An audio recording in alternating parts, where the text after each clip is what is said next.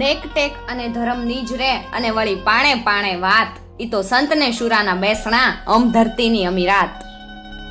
આવી જ એક ધરતીની આજે આપણે વાત સાંભળવાના છીએ અને વાતનું નામ છે વાત્રકને કાંઠે. સંધ્યાએ આભલાને આજ ગેરુઆ રંગથી આખોય રંગી નાખ્યો હતો. ધરે પડીને વહેતા વાત્રક નદીના આસમાની નીર લાવા સરખા બની રહ્યા. જમણા કાંઠા ઉપર આવેલી પેલી ટેકરી ઉપરના એકલા ઘરના નળિયા ઉપર સોનેરી ઢોળ ચડ્યો. પેલી બાજુની તળેટીમાં ઉડતી ગોરજનું પણ ઘડીભર માટે ગુલાલ બની ગયું. અરે કારતક મહિનાની ટાઢને પણ આજની સંધ્યાએ જાણે ફૂલ ગુલાબી બનાવી દીધી. ટેકરી ઉપરના પેલા ઘર આગળ ઢોર બકરાના ભાંભરવાનો કલશોર મચી રહ્યો, પણ એ ઘડીભર માટે જ. ઢોર કોઢમાં બંધાયા. બકરાને 28 એકની એક યુવાન બાઈએ ચોપાડના કોઢિયામાં પૂરી દીધા. કમાડિયું વાસીને એ પીઠ ફેરવે ત્યાં જ એની નજર ચણા વાવેલા ખેતરની પેલી પા નદી કાંઠા ઉપર જઈ ચડી. એક નાનકડી તાપણી પોતાનો પ્રકાશ પાથરવાના ફાફા મારતી હોય એમ બળવા લાગી હતી. કાળા ભમ્મર દાઢી મૂછ, થોભિયા કરતા કંઈક લાંબી એવી જટા અને ગળે ગાંઠ પાડી અડધું ઓઢેલું કેરુઆ રંગનું ધોતિયું વગેરે સાધુની નિશાનીઓ વાળા બે માણસોમાંથી એક ઘડા જેવડું તુંબડું લઈ લંગડાતો કાંઠો ચડી રહ્યો હતો. બીજો તાપણીની બાજુમાં ચીપિયો ખોસવાનો પ્રયત્ન કરી રહ્યો હતો, તો વળી પેલો તાપણીએ જાડા લાકડા અડાવતો હતો. શું તાકી રહી છે નવલ? આ પેલી ગાય ભાંભરે છે ને? ચોપાડના ખૂણામાં ખાણ ઠારી રહેલ ડોશીએ કહ્યું. પણ પછી તો એ પેલા કાંઠા તરફ સાધુઓને તાકવા લાગી.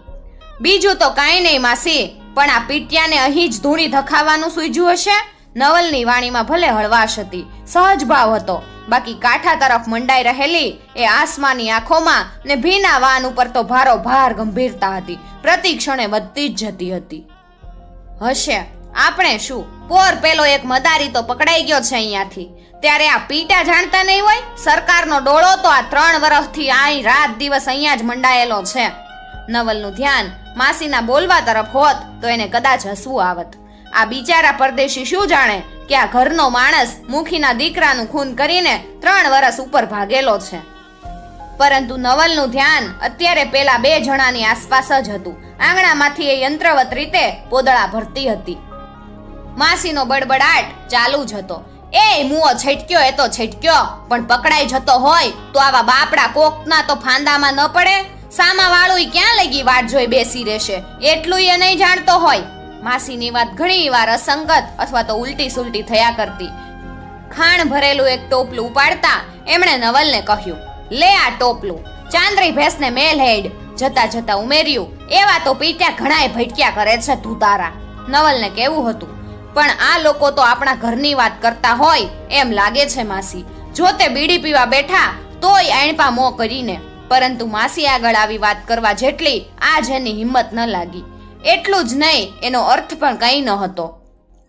નવલ ખાંડનું ટોપલું કોઢમાં મૂકી આવી. કઈ સૂઝ ન પડતા વળી પાછી ચોપાડની ધાર ઉપર જઈ બેઠી. અલબત્ત હાથમાં કામના બહાના તરીકે એક છૂટેલા દામણાનો સાંધો થઈ રહ્યો હતો.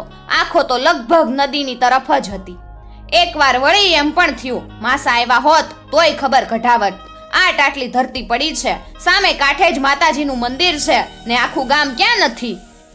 ત્યારે ઈ બધું મેલીને અહીં મારી છાતી સામે ધૂણી ધખાવાનું કઈ કારણ કે પછી પીટા પેલા રજવાડાના જ હશે. એટલામાં તો ઢોર બકરાને શેર ચડાવી ઘર તરફ વાળી બળદોને શેઢે ચરાવવા ગયેલા 50 વર્ષના માસાએ ઘોડીઓ સરખા 2 બળદ સાથે આવી પહોંચ્યા. લાગેલું જ કે નવલે એમનું ધ્યાન દોર્યું. જુઓ ને માસા, કોકે ધામા નાખ્યા છે. પરંતુ માસાએ કઈ ધ્યાન ન આપ્યું. છો ને નાખે, આપણું શું ખાવા માંગે છે એમ કઈ બળદોની પાછળ ઘરમાં ચાલતા થયા. નવલને પોતાને માટે આજ આ ક્ષણે નવાઈ લાગવા માંડી. શા માટે પોતે આજ પેલા અવિચારી ખૂની માણસને ઝંખી રહી છે ને એ 3 વર્ષે? ને એ તો ઠીક, પણ 8 વર્ષ ઉપર રિસાઈને તજી ગયેલા પેલા પ્રથમ વારના અભાગી પતિને એ ઊંડે ઊંડે યાદ કરી રહી હતી. કોઈ દિવસ નહીં ને આજે જ પેલા 2 જણને જોતા 2 પતિ એને સાથે યાદ આવવા લાગ્યા. અરે અતલ ઉરે તો પેલો સાજો એ પ્રથમ વારનો ને લંગડો એ ખૂની, એવું પણ એની જાણ બહાર ગોઠવાઈ ચૂકેલું. એ જામતા અંધારામાં એને પેલા 2 જણને આ તરફ આવતા જોયા. એ ઊભી થઈ ગઈ, બાણા આગળ થંભી ઘરમાં જ ચાલી ગઈ. કોણ જાણે કેમ, પણ નવલને 28ની ઉંમરમાં આજ પહેલી જ વાર ડર જેવું લાગ્યું, જ્યારે ક્ષોભનો તો પાર નહોતો. ઘરમાં જઈને એણે પેલા હઠીલા હૈયાને કહ્યું પણ ખરું. પેલા તો 2 જણા સાજા સારા ને છોકરા જેવા હતા, જ્યારે આ તો ભાળતી નથી. એમાં એક તો લંગડો છે ને પેલોય પાતળો હતો, ત્યારે આ તો કાઠીના ફેરે જાડો છે. માસા માસી એક તરફ નવલના વાલી પદે હતા તો બીજી બાજુ એના આશ્રિત પણ હતા.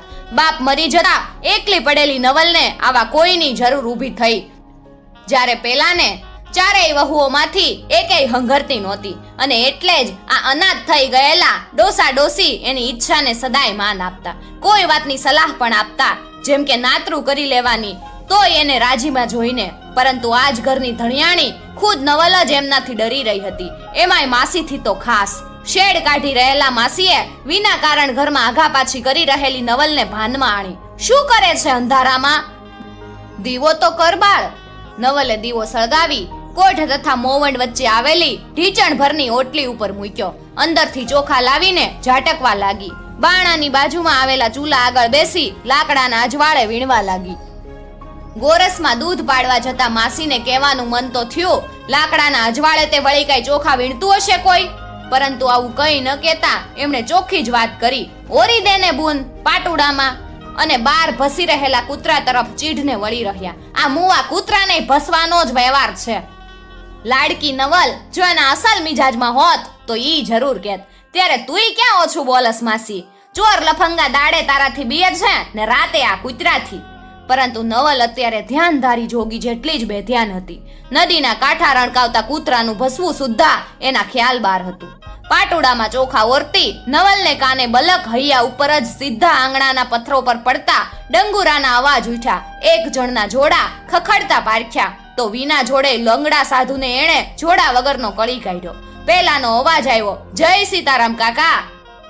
એકાએક નવલનો અંતરાત્મા બોલી ઉઠ્યો, એક તો એ જ છે, એનો જ સાદ છે, આ એ જ છે. બાણાથી 2 ખાટલાવા છેટે આવેલા તાપણામાં દેવતા સળગાવતા માસાએ આવકાર આપ્યો, આવો મહારાજ, બેસો એ ખાટલા ઉપર. પેલા સાધુએ ખાટલાને ઉઠાવી પેલી બાજુએ મૂક્યો. તાપણા તથા બાવણા તરફ મો રહે એ રીતે જવાબમાં બબડ્યો, અહીં 1 પાંચ ઠીક રહેશે. લંગડાએ પણ પાંગત ઉપર જમાવ્યું. સામી બાજુ બકરાના કોઢિયાની આડે બાંધેલા કૂતરાએ ભસવું છોડીને ઘુરઘુરાટ શરૂ કર્યા. માસીનો બબડાટ પણ ઘરની અંદર ચાલુ થઈ ગયો હતો. હરી ફરીને એક સીતારામ જ આવડ્યું છે, બસ પારકાના જીવતર પર જીવવું ને ફર્યા કરવું. પાટુડા નીચે હદ ઉપરાંતના લાકડા ખોસી રહેલી નવલના કાન તો બાર જ જડાઈ ગયા હતા. પેલા 2 માંથી એક, જેને નવલ પહેલી વારના પતિ તરીકે માની રહી હતી, એનો માસાને સવાલ પૂછતો હતો, કેટલા દીકરા છે? 4 દીકરામાંથી એકેય નથી. એકે વહુ નથી સંઘરતી? ડોસા ડોસી બેય ને? આ ઘરની માલકણ તમારે ભાણી થાય? બાઈ એકલી જ છે? બાણામાં રહી બિલાડીની જેમ ડોળા ઘુરકાવી રહેલા માસીથી બોલ્યા વગર રહેવાયું નહીં. એ બધું તમારે પૂછવાનું કઈ કારણ બાવજી? કેતા કેડે હાથ દઈ પેલા સાધુ સામે જઈ ખડા થઈ ગયા. કારણ તો માડી બીજું કાંઈ નહીં, પણ સંસારી સાથે બીજી વાતય શું કરવી? બની શકે એટલી મીઠાશ વાપરતા સાધુએ કહ્યું. ગુસ્સાને દબાવી રહેલા માસીનો ઈરાદો તો હતો આરોહ તરફ જવાનો, પરંતુ પા ઘડીની વાતમાં તો બાવાએ એમને અવરોહ તરફ વાળી લીધા ને પછી તો એ પોતે જ તાપણા આગળ બેસીને વાતું કરવા લાગ્યા. બૈડા અવતાર ને બૈડા આ સંસારે બાવજી, મારા પીટ્યા ભગવાનને ઘેરે 100 મણ તેલે અંધારું છે તે શું? અને તે કમાડ વચ્ચે અંધારાનો લાભ લઈ તરઘટ ઉપર આવી બેઠેલી નવલ તરફ હાથ કરતા આગળ બોલ્યા, આ અમારે નવલ 5 ભાઈઓના મોત ઉપર એકલી જ જીવતી રહી છે. માય નાની મેલીને મરી ગઈ, અધૂરામાં પૂરો. બાપય એવો મેળો કે આખી 25 થી બેર બાંધ્યું. પછી તમે જ કયો બાવજી, ગોળ બારનો જ વર ખોળવો પડે ને ઘર જમાઈ રહેવા આવે કુણ? કાં તો આવે છટેલ દંડેલ ને કોક આવે હલકા ઘરનો. આખો ફાડી ક્ષણભર તાકી રહ્યા પછી ઉમેર્યું, ને એમ જ થયું, બાઈને કપાળે પેલો વર મળ્યો છટેલ. કેમ છટેલ માડી? પેલા સાધુએ પૂછવું જ પડ્યું. કેમ તે ન મળે માતા પિતામાં માં કે બાપ? કે છે મામાને ઘેર રહેતો તો, એમાંથી મારી દીકરી કહેતી હતી એમ કોક મેળામાં આ મારી નવલ એને ભાળીને. એકાએક ડોસીના ભવા તંગ થઈ ગયા. મારો પીટો છોગાળો, એની આખી 42 પડતી મેલી એ 25માં આવી ઘર જમાઈ રહ્યો.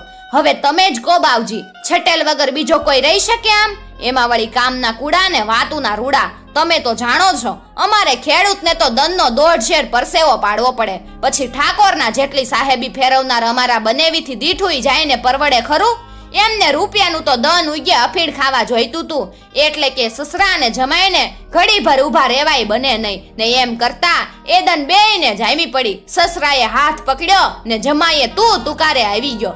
એમાંથી પીટિયાને છડી છોડ લાગી તે રાતે ભરબા રોજ ઝાકળિયેથી હેંડતો છો. મામાને ઘેરે ભાળ કરાવી, પણ હોય તો મળે ને. પીટો જાણે ધરતીમાં જ ઉતરી પડ્યો. પેલા સાધુએ એક ભારે શ્વાસ લીધો. જ્યારે લંગડો કઈ ખુન્નસ ભરી આંખે એની સામે તાકી રહ્યો. ભાન ભૂલ્યો હોય એમ બડબડી ઉઠ્યો, એણે જ તો આ બધા ખેલ કરાવ્યા. બાવજી મારો મોકાસર ટાપસી પૂરતા ખુશ થઈ ઉઠેલા ડોશીએ એની સામે મીઠી એવી એક નજર પણ નાખી લીધી. જ્યારે પેલા સાધુએ એને કોણી મારી અણગમો વ્યક્ત કરી અને એને ભાનમાં આણ્યો. ડોશી પોતાની ધૂનમાં હતા, તોય બાપ મારી નવલે તો આજ આવે કાલ આવશે એમ કરીને 4 વર્ષ લગી વાટ જોઈ અને સ્વગત બોલતા હોય એમ ડોકું ધૂણાવતા આગળ બોલ્યા. થાકીને છેવટ એક બીજો વૈર્યો, પણ એ પીટો રખડેલ ગોળ બારનો. પેલા મુવાનો કાંઈક સગોય થાતો તો, કે છે કોક વાત કરતું તું કે હાથ તો એને ભાઈ છે ને ડોસા ડોશી હજી જીવે છે, પણ મિજાજનો એવો કે ઘરમાં ભાઈઓથી કાંઈક લડાઈ થઈ ને નીકળી ગયો ઘર બારો. ફરતા ફરતા ગ્રહો જેને અહીંયા તાણી લાવ્યા હશે ને, નકર ક્યાં અહીંયા ભાગ્યો રેવા આવ્યો ને ક્યાં પેલા ડોસાનું મન રંગવા ને રીઝવા. બીજે વર્ષે તો ભાગ્યામાંથી ઘર જમાઈ થઈ બેઠો.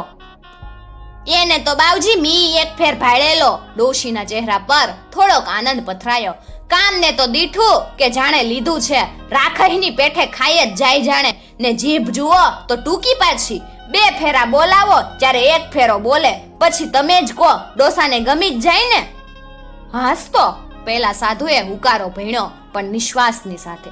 ડોસી એમની ધૂનમાં હતી ને બાપ મારી નવલને તો કોઈ ટૂટિયું સાથે પૈણાવો ને તોય ભલે, એ ભલી ને એનું કામ ભલું ને અફીણી બાપની ચાકરી ભલી. 2 જમાઈ બોયરા, પણ એકેયની સાથે જરા સરખુંય કે નથી એ ચડભડી. ડોશીનો અવાજ ઢીલો પડવા માંડ્યો, પણ પીટો ભગવાન જ હાથ ધોઈને એની પાછળ પડ્યો તો. આ ટાટલા શાણપણે એને સુખી થવા જ ન દીધી, નકર વળી ને પછી તો શબ્દોને બદલે નર્યું રુદન જ વહી રહ્યું. માસા પણ આંખો લૂછવા વેળા. જ્યારે કમાડ અઢેલીને બેઠેલી નવલની આંખો તો ક્યારની ટપકી રહી હતી. કોઈએ જોયું હોત તો લંગડા સાધુની આંખોએ આંસુ ભરી માલુમ પડત. વાત કઢાવનાર સાધુ પણ બેચેન હતો. હા, પછી વાત તો પૂરી કરો માં. પૂરી ને અધૂરી બાપા ભારે શ્વાસ લઈ વળી શરૂ કર્યું. આ સામા ગામના મુખીને ડોસાને બાપ માર્યા વેર જતાતા, એટલે તો 20 વર્ષથી આ વગડાનો વેઠી રહ્યા તા ને, પણ તોય એ પીટ્યા મુખીના દીકરાને ગરોએ ઘેર્યો હશે કે તે 3જા ચોમાસા પર ભર્યા મેળામાં નવલની કંઈક છેડતી કરી. ડોસીએ એક જોરથી શ્વાસ લઈ જરી પુરાણી ધમણમાં હવા ભરી ને કે છે કે એ વાત જાણીને ડોસાએ છાતીએ ગળદા ઘાલ્યા ને પછી એ રાતના મરેલા દીકરા યાદ કરીને ડોસાએ એવા તો વલાપ કર્યા કે આજે એ સાંભળનારા કે છે કણ કણ કરતો વરસાદ વરસતો તો ને અંધારી રાતે ડોસાનું રોવું એવું તો લાગતું તું કે જાણે સામા કાંઠાનો પેલો વગડો જ ન વલપતો હોય ને ભાઈઓના ઓરતા લાવતી નવલઈ કે છે કે નવલી નહોતી રોતી, પણ એમને તો લાગતું તું કે જાણે કાંઠા ભરીને વેતી વાત્રક વલપતી હતી. ડોશી વળી પાછા સ્વગતની જેમ ડોકું હલાવી રહ્યા ને બોલ્યા, એવું હશે ચારે તો પેલા જમાઈનો પારકા જણાનો માહલ્યો કોપ્યો હશે ને, કે છે કે મેળેથી બારોબાર ઉપડ્યો ને અંધારી રાતમાં નદીના પાણીને એણે ન ગણકાર્યો ને કે છે માળે સૂતેલા પેલા વેરાઈને જગાડી ઝટકાવી નાખ્યો. ઘેર આવી ડુસકા ખાતા સસરા આગળ વધામણી ખાવા માંડ્યો, પણ એટલામાં તો કે છે કે નવલે એના મોઢા આડા હાથ દઈને પાછો પગલે વગડાની વાટે જ વાળી દીધો ને કહ્યું, હશે જીવતો રહીશ તો ભદ્રા પામીશ. એ વેળાથી ગયો છે તે આજની ઘડી ને કાલનો દન. નિશ્વાસ નાખતા ઉમેર્યું, આજકાલ કરતા તો 3 વર્ષના વાણા વાયા બાવજી. નથી પેલા ભાગેડુનું કાંઈ થતું કે નથી નવલ ઘર માંડવાનું ગણતારતી ને વચ્ચે જ નવલનો અકળાયેલો અવાજ આવ્યો. અડધી રાત તો થઈ ત્યારે ખાશો ક્યારે માસી? અને પાછી ભડક સાથે ઊભી થઈ ગયેલા માસીને ઘરમાં આવવા દઈ અને કહ્યું, આલો એમને શેર ચોખા આલવા હોય તો આલી દ્યો અને કાઢી દ્યો અહીંયાથી. પરંતુ સાધુઓ ઠંડા હતા. ચોખા મળવા છતાંય ઉઠવાની દાનત નહોતા કરતા. નવલે માસાને ખાવા માટે ઘરમાં બોલાવી લીધા, તોય બેલા આળસુ લોકો ઉઠ્યા જ નહીં. ને નવલને બહાર નીકળી સામે આવીને કહેવું જ પડ્યું, મોતના મૂઢામાં બેસી રહેવાનું કઈ કારણ? અમારે તને કઈક વાત કેવી છે, પૂછવું છે થોડુંક. ખુશ થઈ ઉઠેલા પહેલા સાધુએ કહ્યું. તાપણાને અજવાળે ધૂપ છાઈ થઈ રહેલી નવલની આંખ શું આંખ મેળવવા એ મથી રહ્યો હતો. જ્યારે લંગડા સાધુની ચંચળ થઈ ઉઠેલી આંખો નવલની દેહલતાને જ માપી રહી હતી. કેવા જતો હતો, પણ તું પેટ ભરીને ખાય છે કે નહીં, જોતો ખરી કેટલી બધી ઓસમાઈ ગઈ છે. એટલામાં તો એ પહેલા જ તું એટલું કેને કે અમને ઓળખી લીધા છે કે? એ ભોળા ભલાને અબુધ અવાજ તરફ વળતી નવલની આંખોમાં સ્નેહનો એક ઉભરો ઉઠ્યો, ન ઉઠ્યો ને શમી ગયો. કઈક દયાભરી દુઃખભરી નજરે તાકતા એણે એને સવાલ કર્યો, હા પણ આ પગ ક્યાં ખોયો? એ તો ખોયો, એને ઉતાવળ હતી પોતાના સવાલ માટેની અને કહી નાખ્યું, પેલી ગોજારી રાતે નાસ્તા નાસ્તા. પણ તું તારી વાત. નવલ ક્રૂર બની, પોતાના જ નહીં સામા બે હૈયા ઉપર ને દાંતરડું ચલાવતી હોય એમ કરબ કરતાકને સ્નેહીજનના સવાલને કાપી નાખ્યો. એ બધું રેવા દઈ એક ફેરો તમે ઉઠો અહીંયાથી. મારું કહ્યું માનો તો ધૂણી ઉપર ગયા વગર પરબારાજ અહીંયાથી. અને લંગડા સાધુ તરફ તાકતા ધીમેથી કહ્યું, અહીં તો ઝાડવાય રાજના જાડિયા છે, માટે વાક્ય અધૂરું મૂકી પેલી શિખામણ એણે પોતે જ લીધી. બાણા તરફ પગ ઉપાડ્યો. જતા જતાય હાથને ઈશારે કહી રહી હતી, ઉઠો ઉઠો, હેંડવા માંડો. પેલો સાધુ ફાળ સાથે ઊભો થઈ ગયો. પણ અમે તો મરવા માટે જ આવ્યા છીએ, એક થોડુંક અમારે તને પૂછવું. લંગડો સાધુ જ એની સામે ઘુરક્યો. અરે તુંય ભલો આદમી છે ને, એ શું એમ કહેવાની છે? તું તારે હું કહું છું એમ જ. અને એ લપટાળવા કે પછી શું હશે એ જાણવા કે ગમે તેમ પણ નવલ એકદમ પાછી ફરી છેક ખાટલા પાસે આવી અને ઊભી રહી ગઈ. લ્યો પૂછી લ્યો, પૂછવું હોય પૂછી લ્યો. સાધુ તો સાચે ગભરાઈ ગયો. આ કઈ રૂપિયા પાઈની વાત ન હતી કે પટ દેતાકને હિસાબ કરવા માંડે, અને એટલે જ તો એ લોચા વાળવા લાગ્યો. પૂછવાનું તું એમ કે તું જરા થર થાને તો. લંગડા માટે આ ગલ્લા તલ્લા અસહ્ય થઈ પડ્યા. બોલી ઉઠ્યો એમ લોચા વાળ્યા વગર અને સામે જોતી નવલને પોતાની વાત જ પૂછી રહ્યો. મારું કેવું એમ છે કે અહીંયા જ રે ને હું.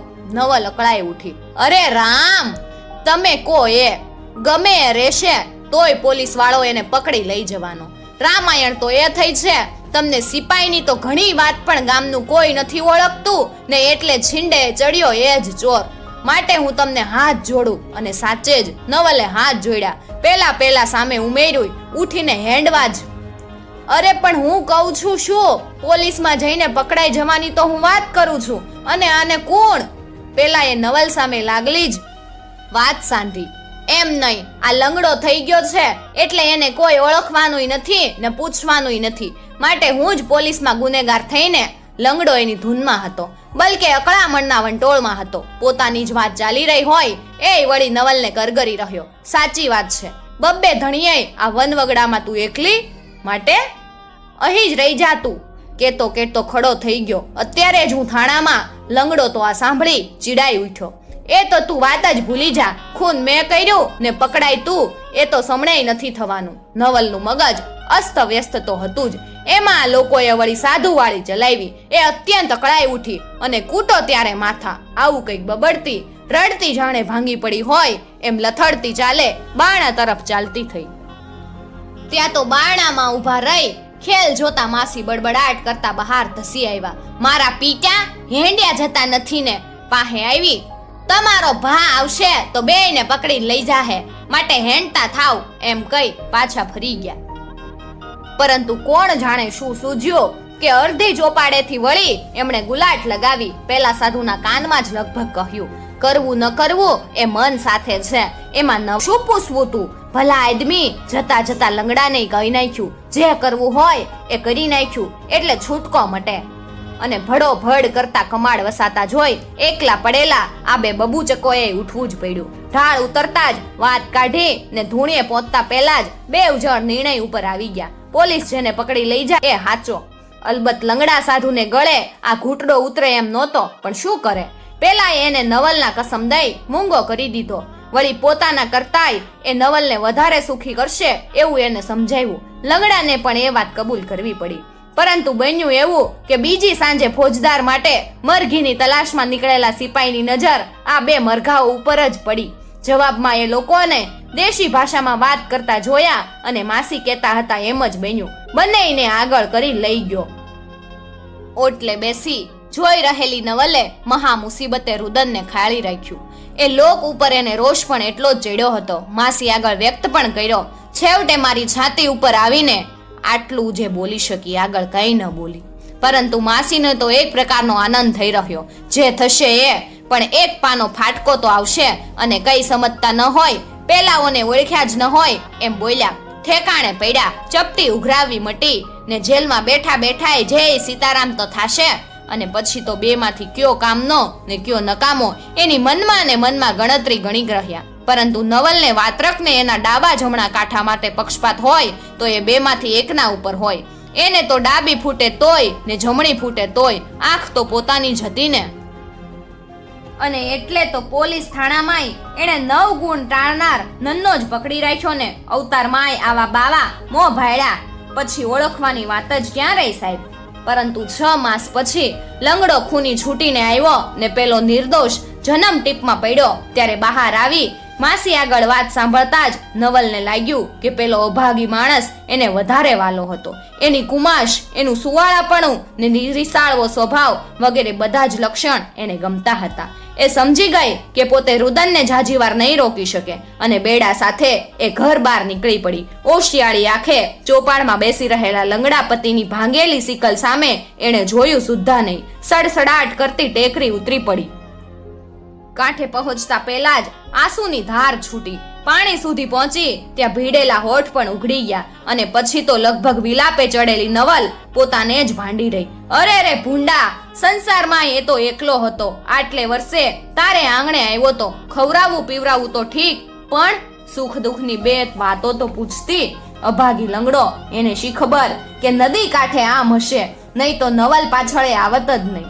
એને તો એકાંતમાં નવલ આગળ પોતાના ડંખી રહેલા હૈયાના ડંખ કાઢવાતા. કેવું હતું, કારટમાં મોં માળવા વાળી ઘણું કરી, પણ એ બોલકાએ મને પોચવા દીધો નહીં. રાજવાળાને કાને કાંઈ ન ધર્યું. અડધો તો એ ભાંગેલો ટાટિયો નડ્યો. મને સાચું કહું છું, જીવતરને મી કોઈ દાડો વાલું કર્યું નથી ને કરુંય નહીં. પણ કોણ જાણે આમાંનું એ કેટલું કહી શકત. પણ ધારો કે આમાંનું કઈ જ ન કહેવા પામત, બોલી જ ન શકત, તોય નવલ માટે એની પેલી ઓશિયાળી આંખો ને આતતાઈશી સિકલ ઓછા હતા. પણ હાય, ન નવલ આ બધું જોવા પામી કે ન પેલા ઓશિયાળા પુરુષે ધીરજ ધરી. અને કેમ કરીને ધરી શકે? ભાઈઓના ઓરતા લાવતી નવલના તે દિવસના વિલાપે તો એનું મગજ એટલું જ ફેરવી નાખ્યું હતું. પણ આજના વિલાપે તો એના હૈયા જ ભાંગી નાખેલા, ભૂક્કા બોલાવી દીધેલા. જાણે બીજો પગ પણ કડાક દઈને ભાંગી ગયો હોય એમે કાંઠા ઉપરથી પેલી ખાખરી આગળ જ અટકી પડ્યો. તરતના જન્મેલા ફૂલ સરખા કોઈ કુમળા બાળક પર ભૂલથી જાણે ઘા કરી બેઠો હોય એમ એનું અંગ, અરે અંગે અંગ, આત્મા સુધા થરથરી ઉઠ્યા. ભૂલ કરી અને એ ભયંકર ભૂલને હળવી કરવા જ હોય એમ છેલ્લા ઉપાય તરીકે એણે પેલો ભાંગલો પગ ઉપાડ્યો ને ચાલતી પકડી. એવું લાગતું હતું જાણે નદી કાંઠાના ઝાડનાય છેલ્લી વિદાય લેતો રામ રામ કરતો એ જઈ ન રહ્યો હોય. હજુય નદીમાં બેસી રહેલી આંસુ સારતી નવલને કોણ કે હાથમાંનું હેતાવન તો ચાલ્યું. એ નદીનો વળાંક વેડ્યો ને લંગડાતો ડુંગરી ચડ્યો. એ ઉતરી પડ્યો. એ જ આશા હતી ઢોર ચરાવવા ગયેલો માસો સામો મળે ને એને પાછો બોલાવી લાવે. મિત્રો, આવી જ બીજી લોક વાર્તાઓ સાંભળવા માટે ચેનલને જરૂરથી સબસ્ક્રાઇબ કરી સાથે આપેલું બેલ આઇકોન પ્રેસ કરજો, જેથી આવનાર નવા વિડીયોઝની નોટિફિકેશન સૌથી પહેલા તમે મેળવી શકો.